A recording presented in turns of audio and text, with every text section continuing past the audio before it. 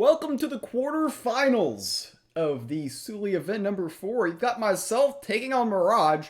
Definitely a big ticket match if there ever were one for a spot in the final 4 and finale night for this tournament.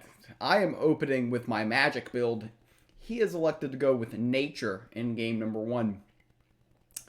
So I'm playing control magic. I'm guessing since he picked animal bonds, so let's assign these probably more aggro based, but not necessarily a guarantee. The Bibliomaniac is just a bit slow. I do like the Guild Enforcer, though you could argue that the Guild Enforcer gets Lightning Strike a lot of times, and that's awkward. We do like seeing the Shape Blast, because a lot of times they go wide against you pretty quickly in these matchups. So something to be considering. Here he pips Animal Bond on 1. That's not what he wanted to do. I can already tell you that. Speaking of not what I really want to do, is I'm using my GP to not kill the Badger that he used on the previous turn. So it is what it is. There is an argument for Pip Scholar, because then I can Stormstress. It fits curve. Yeah, I mean, it's a pretty bad start, I feel, for him, and got this into this into this. It's not bad. And he might try to trade off this Badger, but he might go with this one first. Ooh, the Dagon, definitely a high priority minion to remove from the board. We don't want to play Stormstress because then it gets bigger, but we can use a Tracking Bolt, a GP, and then just ramp some more and be fine. And yeah, that's can also just lay Horde here. It's fine as well. I think I'm gonna go with the original plan of Tracking Bolt and a GP. I am slightly exposed to Wildfire with this line. Very likely card for him to have, considering he did this and this. But we did get some ramp going on here. If we can get away with it, yeah, he's going to pip into Wildfire, yeah. I don't know, maybe I misplayed that prior turn. Might have been incorrect, and inaccuracy on my end. Now some of these minions are going to be difficult to remove.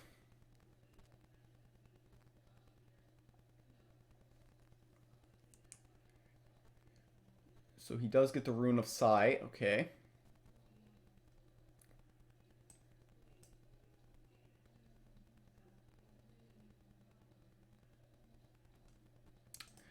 So this looks a little bit weird.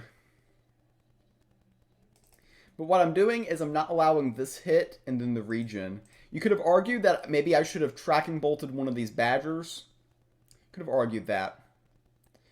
Trial the Hydra here and we're kind of wrecked, so maybe I should have Tracking Bolted there. Something I should have considered a little bit deeper. So you're going to play Rune of Sight, probably digging for maybe removal to get rid of this.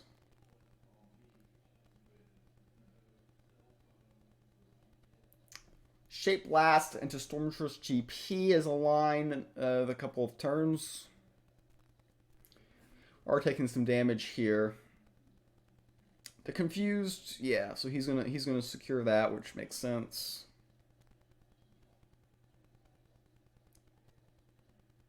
Rune of Fire makes sense. Broccoli does not die to Shape Blast, unfortunately.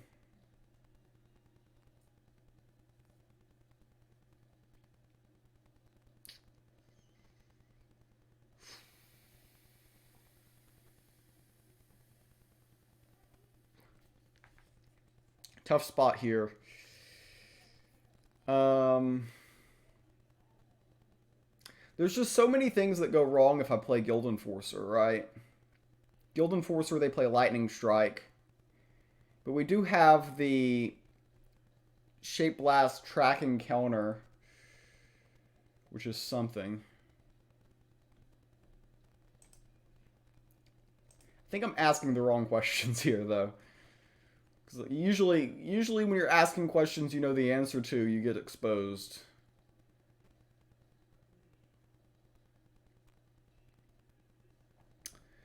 Lightning Strike, yeah.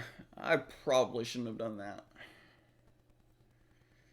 I mean, we do have Shape Blast tracking, but I'm already getting myself down pretty low. Like, if he's got Vicious Manticore, he basically wins already. Which is tough. In fact, if he anticipates, he can just buy the Shield Maiden and play that. Mirage, good enough player, been around this to probably anticipate that I have Shape Blast. So he could actually be thinking I have Unbound here. That is another consideration. Unbound's definitely in my range. Yeah, and Shape Blast alone doesn't kill these two, so Shape Blast plus tracking is a little bit awkward to play around, I guess. So we'll do the thing, but we're at 6. It feels like whenever I play against these nature lists, I always end up hanging on the edge here. We had a round similar to this earlier. Now let's see if he's going to be able to do anything to really pose some questions, and that is a big body. And that is a big body.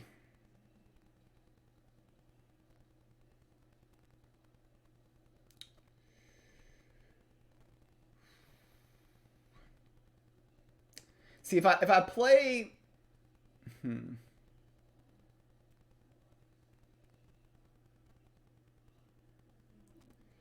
So if either of these goes face, he wins. Yeah, not a good spot. So the idea is that if I put 2 minions on board, he has a 50-50. It's the same... It's actually the same if this hits face or if this hits face, because we know he has Rune of Fire. So that's why we went wider with this. I'm hoping this misses. If this hits, the game is done instantly because he's got Rune of Fire. And that's going to put us down 1-0, our first loss we've suffered this tournament. Yeah, game number 1 did not go our way. We left with some regrets about some different things that we could have done, potentially. Now we're going in a must-win situation, game number 2 here. We're queuing in with Aggro War. He's coming out there, probably zombies. And we've got to hope that he does not get the card. The card being the early Necroscepter. Looking for a better turn 1, and we get a very good turn 1 here, actually. So the Valkyrie with the Trial Spirit. So the Trial Spirit protects the Valkyrie from Blight Bomb. You can Blight Bomb the Trial Spirit itself, sure.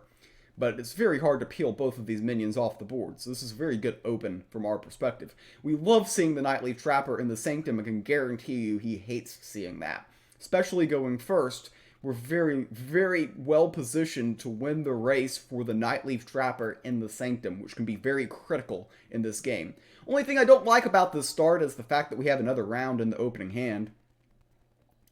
And he is making his intentions clear. He is saying that I am playing aggro, for sure.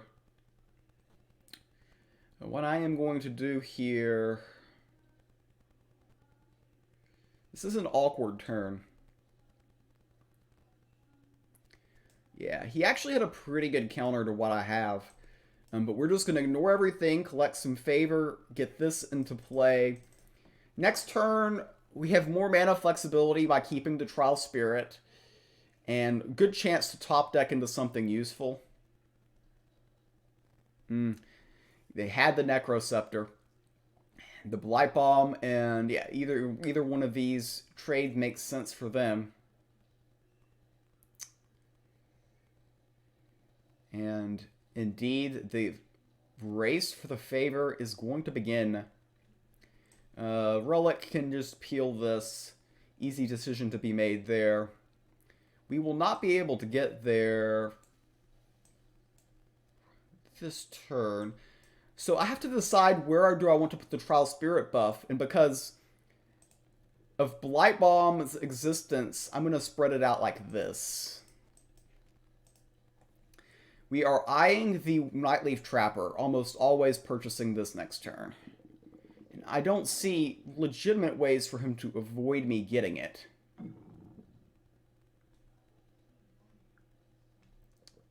That is pretty annoying.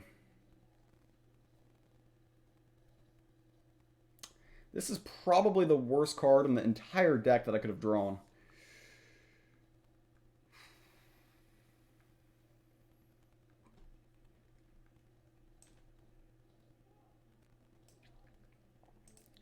So I guess we give him one more turn.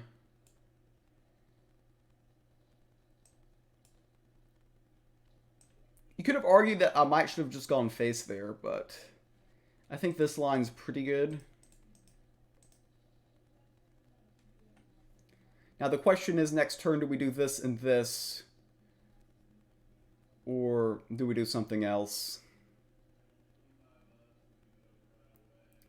There's definitely an argument that I should have just gone face with everything last turn, though.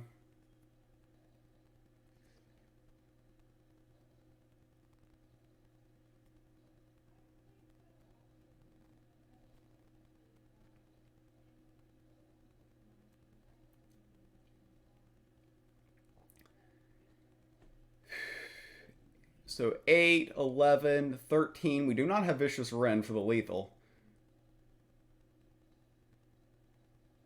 If we had a way to kill this, we would actually have lethal. We don't have that either. I think these two going face is just pretty simple. We'll take out the lychee thing. And we can play the white fur without the extra mustard.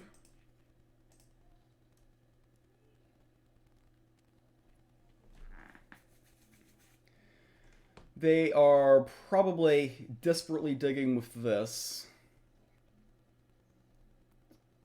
Do they have any outs for survival here? Deal 3 to both gods. They got me down to 11, but this is going to be a bit of a difficult situation for him to get enough reach. The Curse to Greed does remove a 3-3. But I don't think that's going to be enough for Mirage. Wow, Necronomic's interesting. Necronomic's into Pharaoh's Heirloom. That's not going to survive. I think he's just showing the viewing audience what he had in his hand, and indeed he has a lot more than we might have known. But there will be a game 3 situation, all the marbles on the line, determining who goes to the final 4. Game number 3, FakeMews Mirage, a ticket showcase matchup for sure, determining who goes to the final 4. We are queuing in with Hidden Rush Deception. He is queuing in with Light. Could be Control, knowing Mirage, could be Aggro. So it can be either direction here. He picks Heal, which tells us that we're probably facing Control at the moment. This is a very ugly looking mulligan. Not what we wanted to see at this stage, and then it got a little bit spicier, not gonna lie. Lady Marcella with this and this, but Ukos in Eclipse. Ugh. Sometimes you get wrecked by Ukos in Eclipse, and that's life. Jeez. He's totally keeping it if he's got it. The question is do we play both Switch Duelist immediately? And if I'm asking that question, I probably should have tossed one. Screw it. Now, keep in mind, we always trade one off to prevent the obvious liability issues. Ukos. Yeah. I'm an idiot, chat. Okay, I'm an idiot. Like, I got baited there. That was just stupid.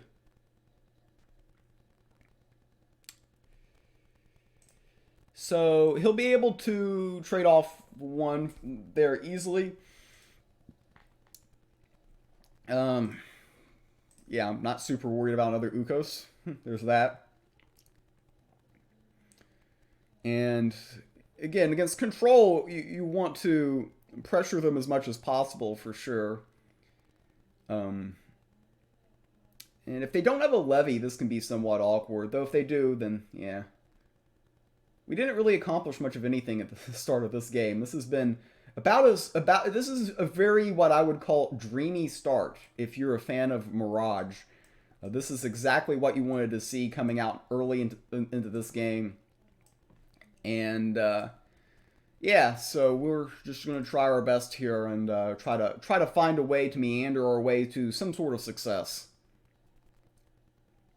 Again, it would have been great if we had the Shiv in the opening hand. We wouldn't have overcommitted, I don't think, to the situation prior. And Mary Cadmos, which way?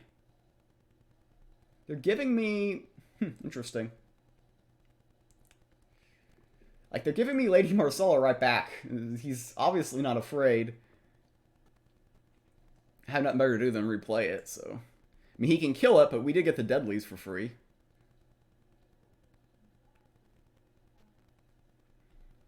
I mean, the roar does trigger twice. So usually you don't let me roar twice. Usually you try to get the afterlife to trigger multiple times, but the Pyramid Warden's not really a thing in this format. Wrong path. He's just going to make me draw all of my stuff over and over again. Tough Townsfolk. He is running that, which is a little bit surprising for Mirage, actually. Well, one of the deadlies takes that out. There.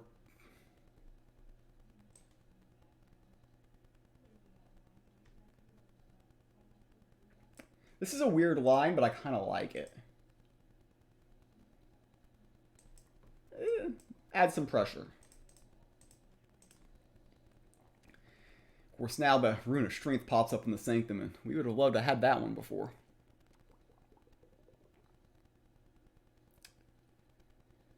And Lysander's Spear. That is a scary card.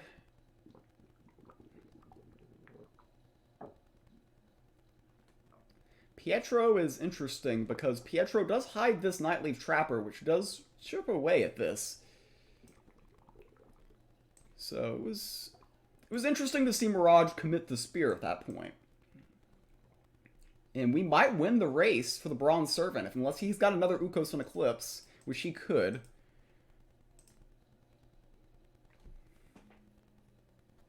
Between the Nightleaf Trapper, potentially this and the Sanctum, this Spear might be getting less value than normal.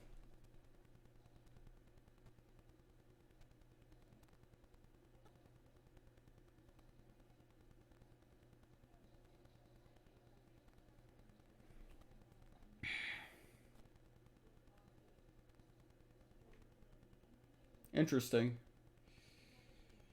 I mean, we can kill the Spear with the Bronze Servant and the Sanctum.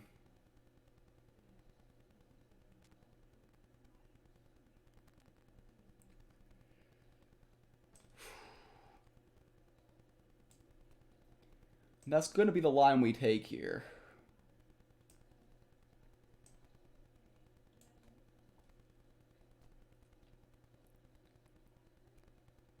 I'm more favor. Let's just rip the Spear here.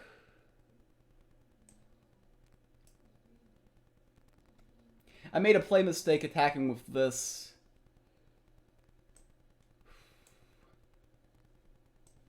I guess everything just goes face.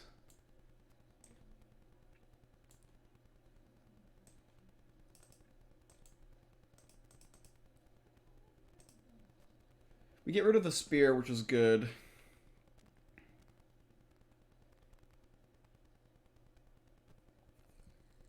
We've got Merit for the second wave.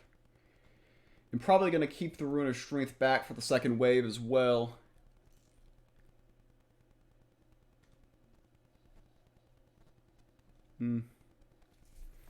Yeah, I really regret not trading this off.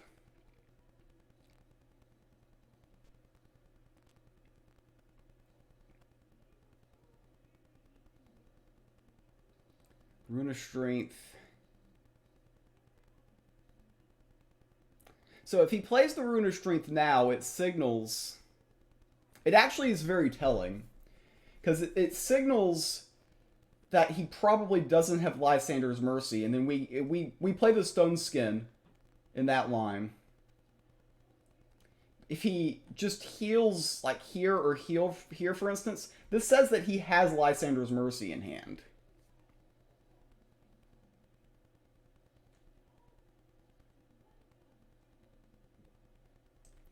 Of which case, the smartest thing to do is to go face. Collect some favor here. We don't want to commit the barrels because of Lysander Mercy.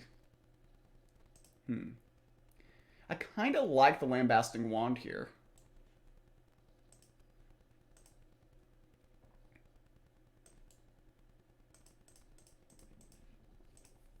I mean, I feel like he's got to play it.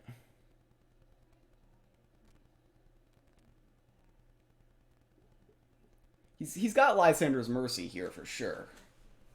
It's just like it has to be it. That just has to be what his plan is, right? Guess Ukos and Eclipse you can wait a little bit. Okay, so he does not have Lysander's Mercy or has better plans.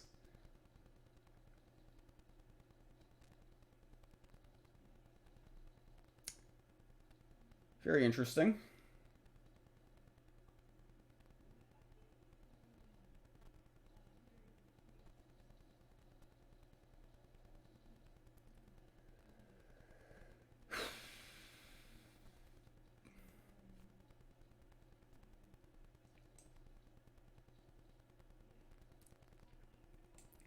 Did he just bait me? I kind of like barrels, though, if he doesn't have it. Can push 3 by Val.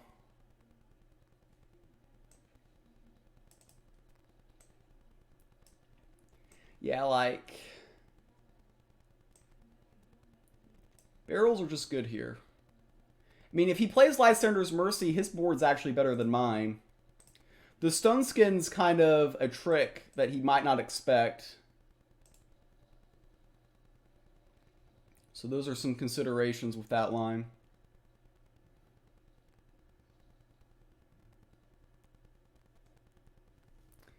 If you Lysander's Mercy, we have this and this.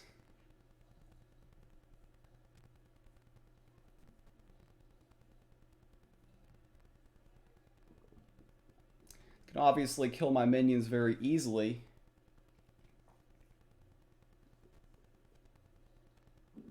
Okay, wrong path, so he knows we're going to be drawing that minion. Vesper of Concession, very effective getting rid of this.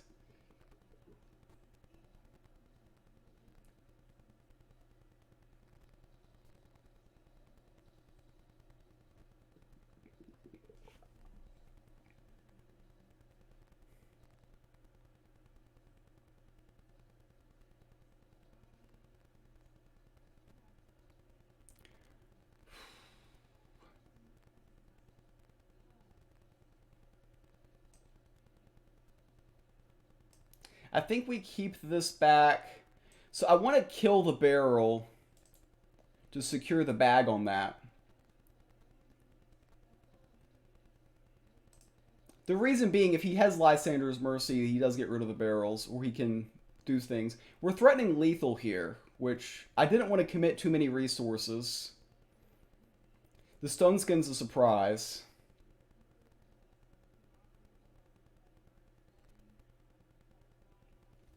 I guess Helm was an issue. Ooh, that's tough because it keeps these alive. And he gets all those free cards.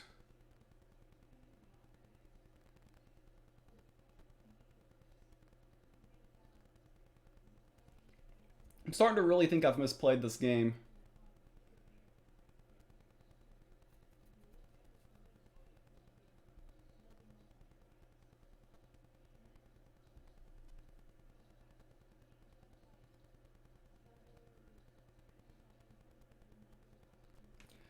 Dark Knives. Does that give us lethal? We can Dark Knives here. Does not give us lethal. Dark Knives, GP.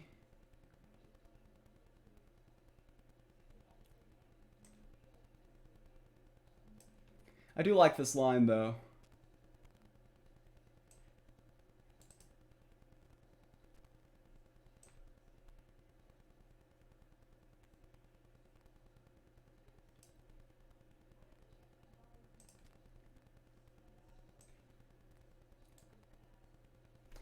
The idea here is if he just heals his face for 2, so he needs another trick.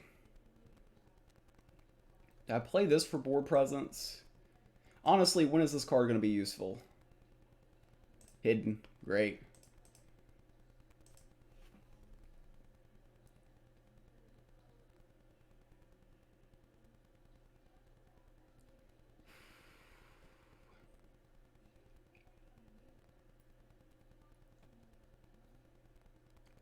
So if healing his face for 2 isn't enough to survive, he needs to deal with this.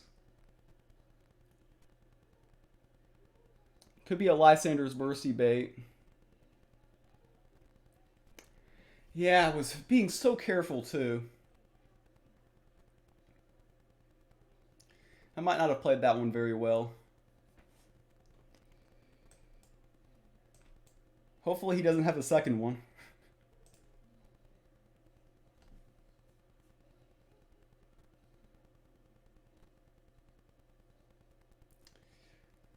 That would be bad. 2 front lines gets him out of this situation as long as one doesn't die to Vow.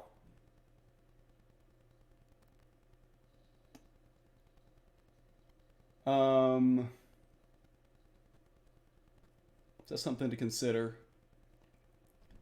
He does need something to do here. Lips are sealed buys him time because we can't attack with this.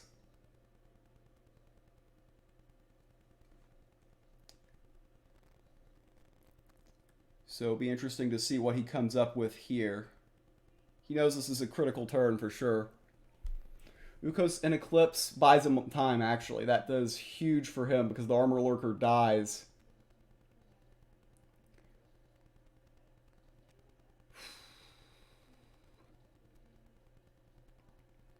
Flooding the board. Alright, Frumentari draws me a card. 2 cards.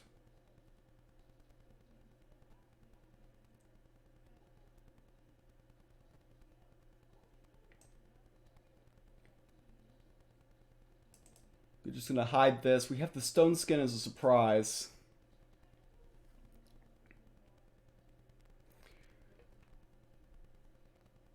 Could have played this to draw 3 there, but we would not have had any mana, and then they would have both been exposed.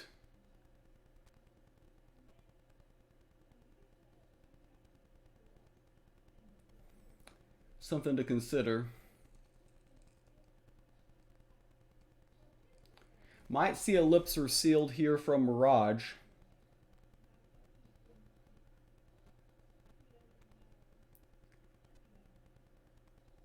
Might desperately dig with Wind-Up Roller. Lysander's Mercy, okay.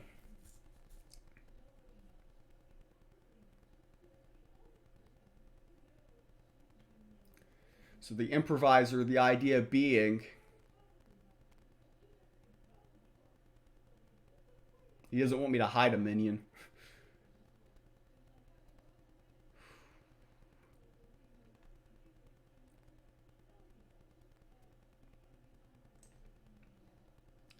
So I'm doing this to draw a card.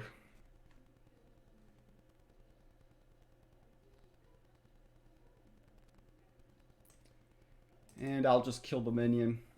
So they did accomplish something with that. They still need to do something with this, though.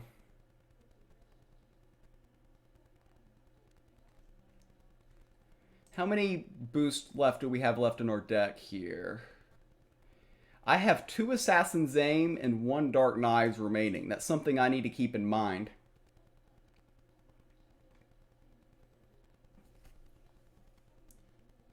Ooh, this is scary. What is he going to get back?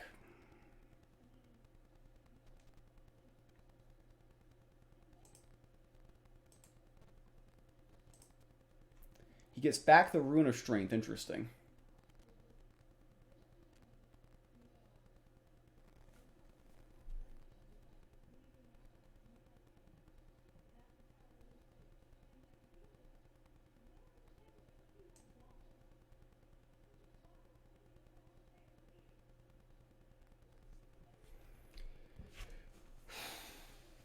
Very interesting spot for me here.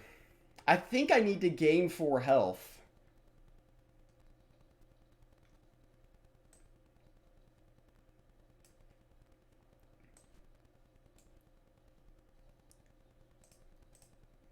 We know he's got 8, then he just needs 1 more, but does he have the 1 more is the guess? I don't know. Might have just thrown the game there, but we do have the Dark Knives as a surprise if we can get an attack off. Very interesting situation.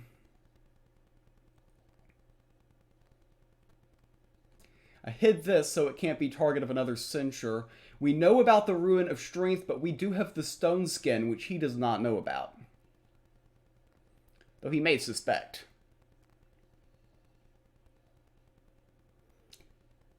Yep, the Ruin of Strength.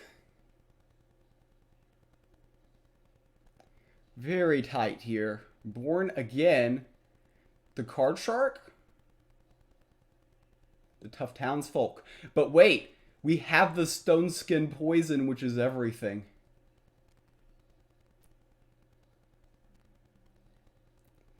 We have the Stone Skin Poison, which is indeed everything.